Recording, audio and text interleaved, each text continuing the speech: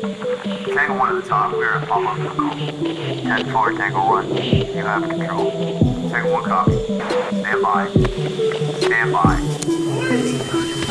Integrity, passion, resilience. That's what this place was built on. That's what our community is founded on. Don't act like the example, just be the example. This is the home of the greatest fitness community in the world. We're trying to create strong, able bodies, resilient to injury with a gas tank to get shit done. If there's one thing from this podcast, it's about taking immediate action. Find the problem, fix the problem. This is your opportunity. It's either a hell yes or a fuck no. It's that simple. You're ruining the Tango 1 podcast. Now is the time to take action. Now's the time to do more and be more. Welcome to the Tango 1 podcast. I'm Tony Smith, retired cop and tactical team leader. I'm the owner and the founder of the Garage Gym and Tango 1 Solutions, joined by my friend and fireman, amateur stuntman, Casey Wright. We're on a mission to help you live that tactical life by challenging you and guiding you to create an immediate action plan against your problems and weaknesses. We want you to do more and be more. This episode of the podcast is brought to you by Stephen Cade Financial Advisor. Does your financial advisor take the time to really listen to you? Is your financial strategy personalized for you and your family? Will your financial advisor be there as your life and financial situation change? When you work with Stephen Cade, your local Edward Jones financial advisor, he focuses on what's important to you. You'll work together and use an established process to create a personalized financial strategy backed by the advice, tools, and resources to help you reach your goals. And you'll partner to help your strategy to stay on track. Contact Stephen Cade today at 519-734-8599. That's 519-734-8599. Edward Jones, member, Canadian Investor Protection Fund. And I butchered that one today. That's all right. All the info's in the notes. I'm so nervous because today we're going to introduce our guest, Chief Pam Mizuno. She became a police officer with the Windsor Police in 1994. Since that time, she's worked in patrol, the Drug Enforcement Unit, investigations, and corporate communications. In 2011, she was assigned to the Quality Assurance and Audits Unit, where she undertook the Human Rights Project to address policing and human rights issues. The goal of the project was aimed at identifying, eliminating, and preventing any possible discrimination in the services, employment practices, and service delivery. The Windsor Police, while working to develop long-term strategies to build a strong, vibrant, and healthy community. Over her tenure with the police, she has moved up the ranks, serving her community with distinction and making important contributions to the policing at every single level. In 2018, Chief Mizuno was promoted to Deputy Chief of the Operational Support. That was just as I was leaving, I think. She's an active member of the Canadian and Ontario Associations of Chiefs of Police. Locally, she's a member of the Prosper Us Leadership Council and is a contributor to many other committees' boards. In July 2019, she was appointed as the acting chief of police, leading the service, which has now over 600 sworn members and civilian members. On October 4th, 2019, she was promoted permanently to the rank of chief. Chief Mizuno is committed to enhancing the effectiveness of policing services for the areas served by the Windsor Police. Chief Mizuno was also one of my first friends, one of the group that I hung out with when I first started in 99. She was 5 years on and was one of the constables up and rising in a district car, I guess, at that point with Lee Ross, and we hung out tons, and I'm just honored that you would come here today and talk. No, thanks for having me, Tony. So looking forward to this. So in this episode, we want to talk about leadership, confidence, and like a lot of just variety of police issues, and just kind of see where the conversation goes and get your take on things. I think a lot of our listeners are police officers, first responders, community goers, and a lot of women in our gym. And I think like your story is just so motivating to women, because to rise all the way to chief what is the percentage, especially in 1994, of women to men in policing is quite an accomplishment. What is it now, do you think? Is it close to 50-50? No. So the Windsor Police, we're at about 18 to 20%. We hover in that area. But back in 1994, it wasn't anywhere near that. Yeah, I can imagine. Yes. I can imagine. And so right now there's 600 sworn and then civilian, or is that combined? That's combined, about 650 members in total. It's a lot of people. It is. I'm here and I'm in charge of like 13 people, and it's like overwhelming. So I can only imagine. So let's talk about that. Let's start right there. So your rise to the chief of police, it was quick, and how was it? Like, what did you find was like the biggest obstacle? Was it being a woman? Was it just like the whole testing and pause? Like, what do you think was the biggest obstacle to that?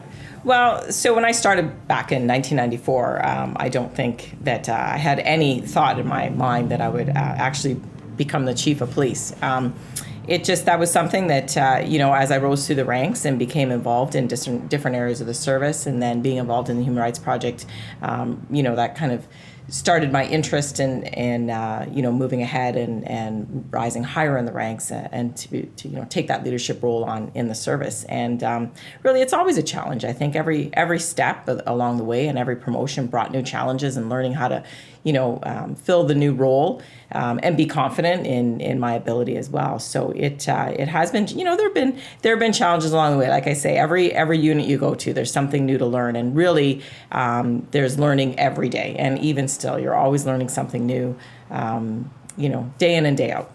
I don't think the average person understands how many different departments there are within the police service, and how really impossible it is for any officer to know any particular section outside of their specialty. So you were on the road for quite a while. Yes. A constable for quite a while. When did you become sergeant?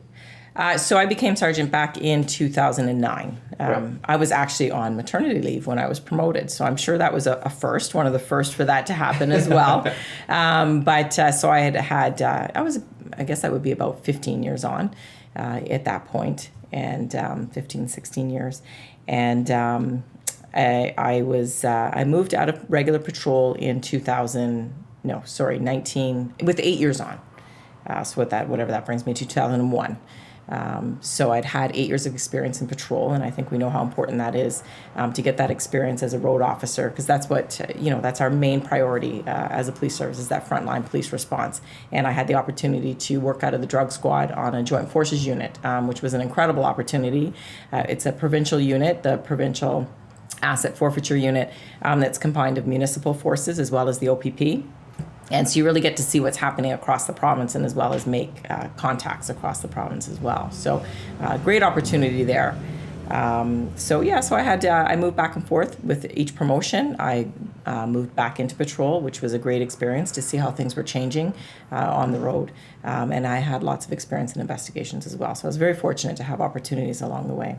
That's cool getting to see all different aspects of it. So you were on patrol for a long time, then drug enforcement for a while, investigations. Is there anything? That's never Good work, Tony. Is there anything out of those different departments that stands out as kind of your favorite run, or favorite place to be for the time being? I think I love patrol. Yeah. Really, that's why I got into policing. The whole idea is you want to help people, you want to make a difference. You're out on the street, it keeps you active. You're not tied behind a desk. And there's a certain satisfaction you get from helping people and knowing that you did make a difference. So that really, I liked all areas of the service. Because there's always something to learn. So, and I think if you seize every opportunity to learn, you will continue to learn throughout your entire career.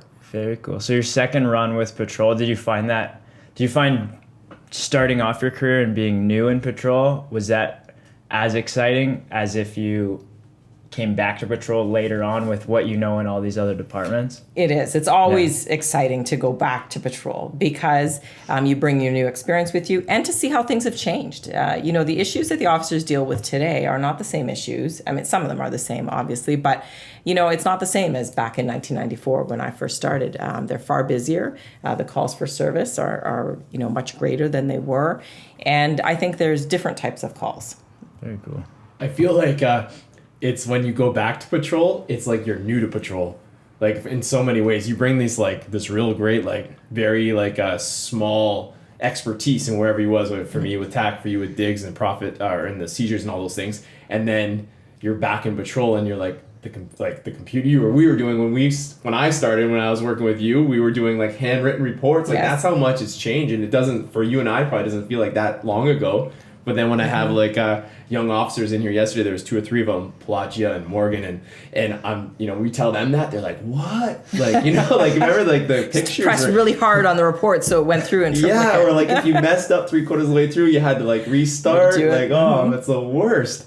But there's so much has come, and it was I agree, going back to patrol was you'd go, and then you'd tell the guys that you're working with or girls in that unit that you'd left, you're like, you don't understand. Like, no, you don't understand how busy it is and how much they're dealing with and how much they're expected to know. Because the laws and the case law and then the computer systems and the amount of the files when those came about, just is so much to know. So you are a pretty quiet person. And we talk about leadership on here a lot, and there's so many different ways to lead. And I think so many people see police officers as loud and boisterous maybe, and you're not that case. So you're proof that it can be done in different ways. How have you been able to just continue to manage that leadership strategy and continue to just have a presence in the room without being loud? Because that's something I really like. I respect about you a lot. Well, I appreciate that. Thank you. I'm just me, so I guess I don't really think about that too often. It's important to listen, and I think that's one of the things that I do well. So I make sure I listen. I really like to hear everybody's feedback and everybody's input. We're a team. We have a great team at the police service, and I think it's really important that we all have some input into some of those decisions. And I'm very fortunate that I do have a great support team, and we're able to get what we need to get accomplished. But yes, I'm probably a little different than others perhaps who have come before me, but it works. Right, and that's what's important. I remember a particular situation. I don't know if you'll remember this. You were new to patrol inspector, I think, when the report writing room was downstairs. Yes. And I was new back to patrol, and I was so angry about like a use of force report. And I came into your office like expecting kind of like a fight, even though like you and I had been friends for a long time. But like within that service, two people get promoted, and it's like, and I was expecting, because somebody who had sat in there before would have been fighting with me for sure. And I came in, and you like your calmness like brought me right down, where it became, instead of like what I was like going in for an argument, became a discussion. And I think that's a real teaching point for people. Danny talked about it, how women police officers don't seem to get in as many fights, and I think it is the ego. I think it's bringing in like that calmness rather than like the like puffed chest and ready to go. So I don't know if you remember that at all. I came in about the use of forces, and I like complained about it, and then you listened to me, and then you like, one of your things was, well, what should we do then? And we talked it out, and then you like got back to me, which was a huge thing. I think in leadership is like gets lost a lot, is like the not getting back to your, whether it's the answer they want to hear or not, knowing that you thought about it and spoke to me again about it means that you actually did care and did listen. And that's a really important piece, is the communication piece and providing rationale for some of the decisions that are made. People want to know, why things are the way they are, and I think it's important to communicate.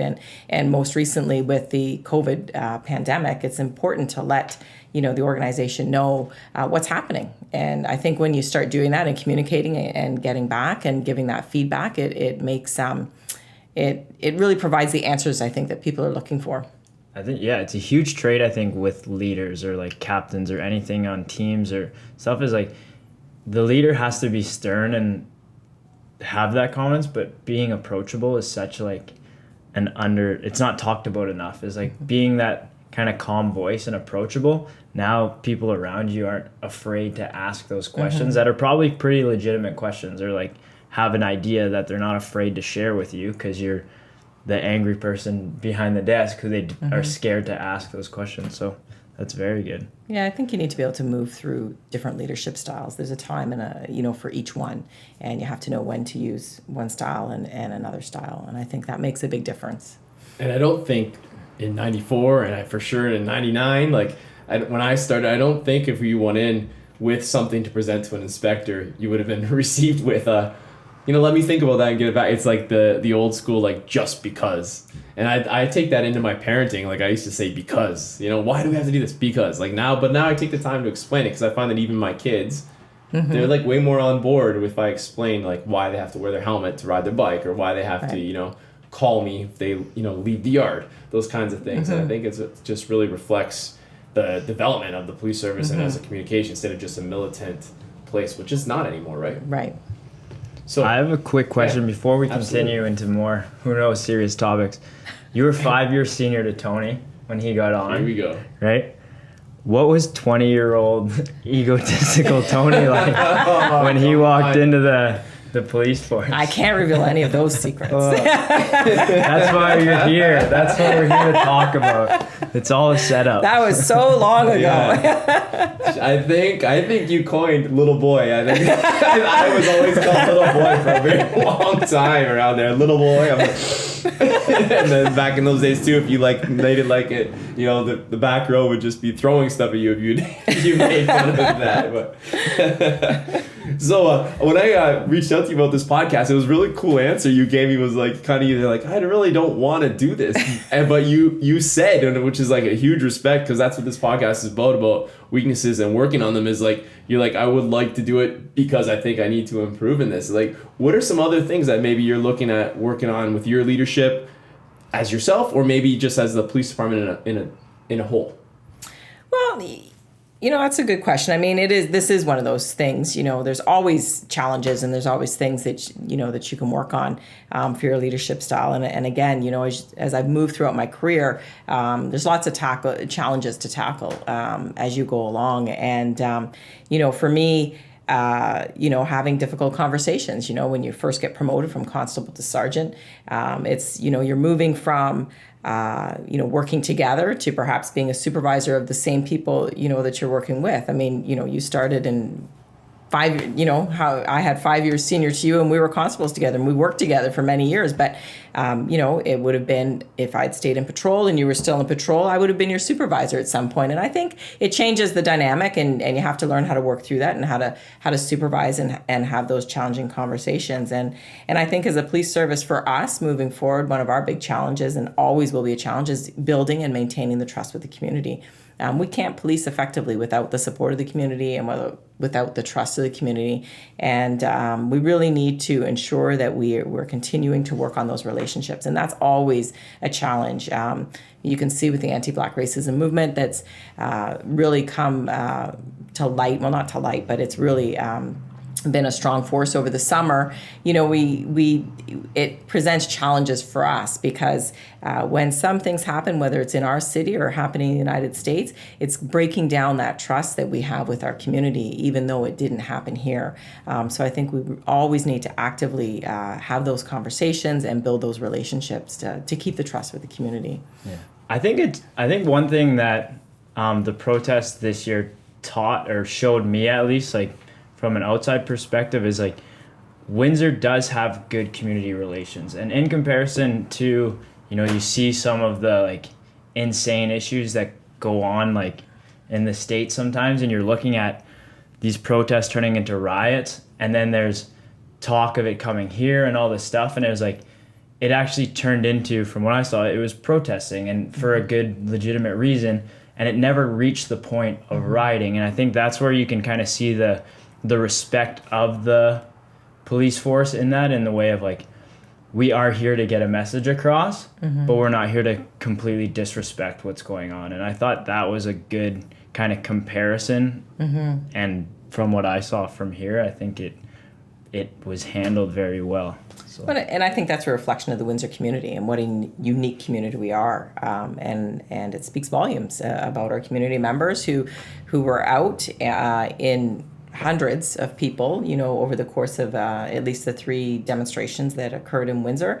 And they were all very, very peaceful and very impactful. So when you have a peaceful march, it brings, it really highlights the message. And I think when you have violence and, some of the things that are happening in the U.S., it takes away from the powerful message out there, the anti-racism message. It clouds exactly, like that's what we talked about it all the time with the rioting going on. It's like it clouds what you're there for. Like it doesn't make sense at this point, because you're just trashing your own town and your own community.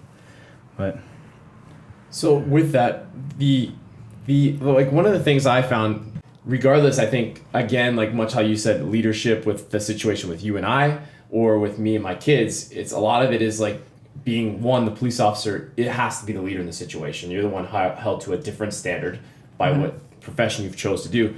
But the communication between the officer and the person that they're stopping, I think, can really stem a lot of these problems and just completely explain why you're making this stop, rather than I'm doing it. right? I'm just going to do this. And I think that's one of the things that the officers are taught when they go to the Ontario Police College is just that. So with respect to a traffic stop, we'll explain to a person why they're being stopped. And I think that's an important thing to do, and no different than we talked earlier about communication inside the service and externally. And you need to provide the other person, whether it be in a leadership role or at a traffic stop or, attending a call for service for a member of the community. It's important to explain why you're there or why you have a person stopped.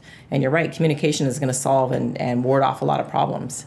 Yeah, I think that's the biggest one. I think people are so worried about what they might say on camera or being videotaped or listened to, is that if you just tell the honest truth and explain it to what is it, the Ma and Pa rule, like somebody reasonable would believe that you need to do this action, I think will solve a lot of the problems. When we talk about and I don't know much about this, there's the defunding the police. I think people really thought that just means get rid of the police, when it really just means move some money around, correct? Well, I think that depends on who's bringing forward the argument. I think the ideas were skewed. For some people took it quite literal and I will just shut it down. We'll police ourselves. So with the mental health stuff, I think that a lot of people in the public don't understand that it's really not the police that are stemming these calls. We are going to assist paramedics, mental health workers and stuff. Is Windsor doing anything, or what was the unit as I was leaving? Ivanka's in it. So the Coast Unit. Is that community outreach. Is anything going with that? So we still have maintained the Coast Unit, and it's not a first response unit, so it's not a frontline response unit. It's a bit more of a sort of follow-up unit, case management type unit, to assist with the mental health type calls that we do have. So it's always a challenge for us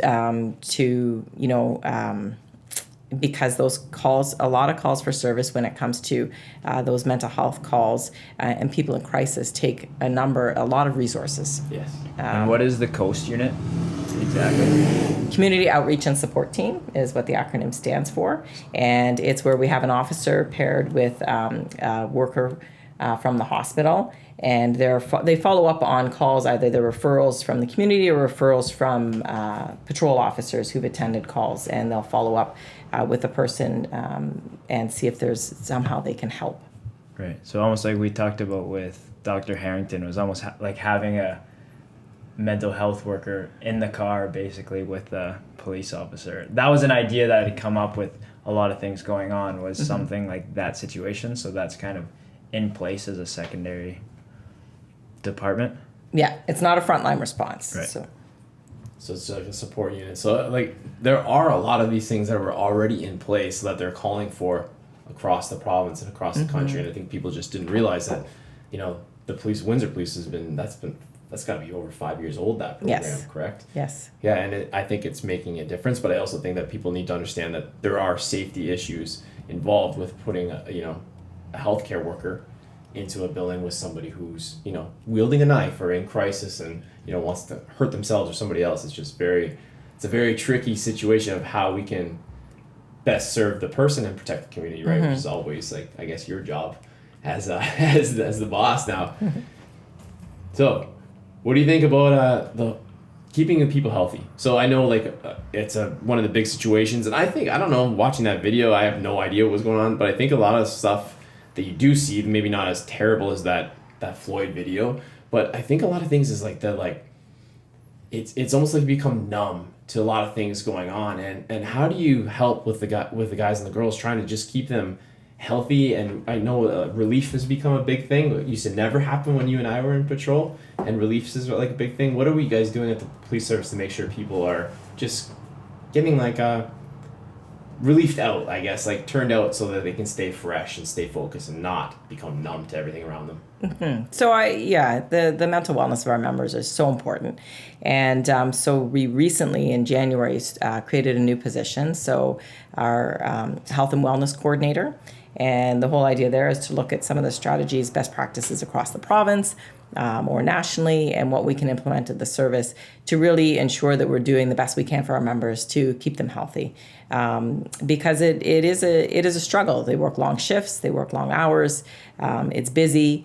They attend calls that can become problematic for them down the road, and we really need to ensure that we have things in place so that they are able to seek help if they need to get some help, and really to ensure that they keep themselves well. Getting their relief in a 12-hour shift. It's very high importance, for them to take that break into the middle of their day. 12 hours is a long shift. So we really work hard to ensure that our members do take their relief. We're always encouraging everyone, to stay healthy, eat healthy, get enough sleep, and, do some type of physical fitness and activity to keep themselves healthy. Yeah, sleep. Sleep is a tough one. Sleep can be that tough. place, very tough. Especially with children and the shift work. I feel like the 12s is maybe a little bit better for sleep. I don't know, but finishing at 3 or 4 in the morning was always a hard one when we were on those. It was a challenge, yes. Shifts, that's for sure. But yeah, I love to hear that kind of stuff, and I think it's come leaps and bounds from when you started, from when I started, and even from probably 3-4 years ago. I remember even going to a murder 5 years ago, and really like there was no outreach, and now I feel like it's constant, and I think I think that the stigma is being broken a little bit because people talk about it. Like they come in here and they talk about it, and you can see one officer go over and check on somebody else and make sure that everybody's kind of like, okay. And I think that's like the big thing, is just checking in on people, and that relief is, as much as we resisted, I feel like when I was in patrol even 2 years ago, we would like be like, why am I take my lunch right now? There's so many calls, my back. But like when you'd go and you'd get that uniform off for 45 minutes, or even if it was just sitting on a couch, it just brings you down and puts you back in a better place. So the next time you go to somebody and talk to somebody, you don't just like say something wrong or lose your temper, because they are all just humans inside the uniform. Yes. I think people forget that a lot. When this year's obviously been an extremely unique year with COVID going on, what were some things, like we talked about a little bit before the podcast, you expected it coming, but what were things that you had to shift almost like as soon as it started happening? What are things you had to shift as a department, like things you had to get in place, new protocols you had to do? What were the first few steps you did? So I think one of the biggest things was when COVID first really hit. It was right before March break, and how are we going to handle members who had been on vacation and were arriving back in the country after being in the United States. And I think at that time things were changing daily, so we really had to adapt quickly to all the new information that was coming in, the information coming from the health unit. So of course they're our guide as to what we do as an organization. And then we had to look at some of our operations and what were we going to shift operationally to keep our members safe. Screening our members, coming into the workplace, whether we were going to leave the main office open to the public. And so all those things we had to adapt to very quickly and make the changes to keep the membership safe and to keep the community safe. Man, that's the March break thing. Like I said, there's just so many little like layers to things you would never think of from like the bottom looking up, I guess. But March break is harder to get than Christmas, like vacation time at the police department. So I can only imagine everybody goes to Florida, Mexico, whatever. Now they're all just flying in, and maybe you've got a couple officers done, and like you just need people, right? And like there's no bodies to grab. That's crazy. Did people have to go quarantine basically when they got back? I think that's what the rules that were in place at the time was. There was some period of self-isolation, and it was 14 days and continues to be the 14 days. But we were no different than every other organization. So, many other workplaces were facing those same issues where, their members were leaving out of the country and returning and were forced to isolate. And like I say, the information was changing daily, so we really had to adapt quickly. As things change. So you put out an order one day, and 3 days later you might be changing that order to reflect the changes from the guidance coming from the ministry. Did you find you had to like lean on people to make decisions? Like I here, even like just ours is so non-risk compared to what you guys are dealing with in terms of like liability. However, here we're like, okay, what are we gonna do with this? What are we gonna do with this? And at a certain point it was like, you know what, I need you guys to just decide.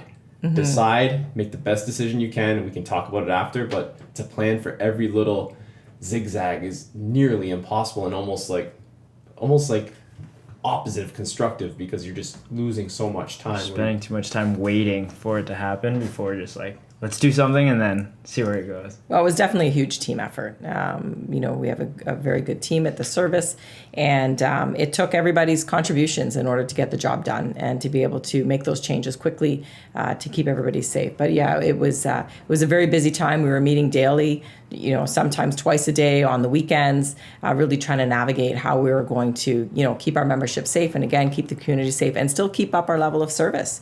Right. And it was a challenge. I have to say that something unique, and hopefully I won't have to face that again anytime soon. Not that COVID's done, so we're still in the middle of the pandemic. It's just changed a little bit but now we're going to be dealing with the kids going back to school, in a few weeks and see what that does with the numbers. And again, looking to, the health unit to help guide us and through this. There's got to be quite a learning curve to becoming the chief of police. I mean, watching my father do it, I saw him as well. And I can only imagine your first little while has been pretty, some very unique situations. Let's just been a challenge. Yeah. So, but you know what? Leadership's born through challenges. I don't think it's born through doing things the easy way. So that's great for you. What would you think was the biggest? Did you encounter anything that was like, man, oh my God, we're gonna have to order off a lot of people, or was there any like real threat that kind of hit inside the police service without getting too into detail or breaking any confidentiality?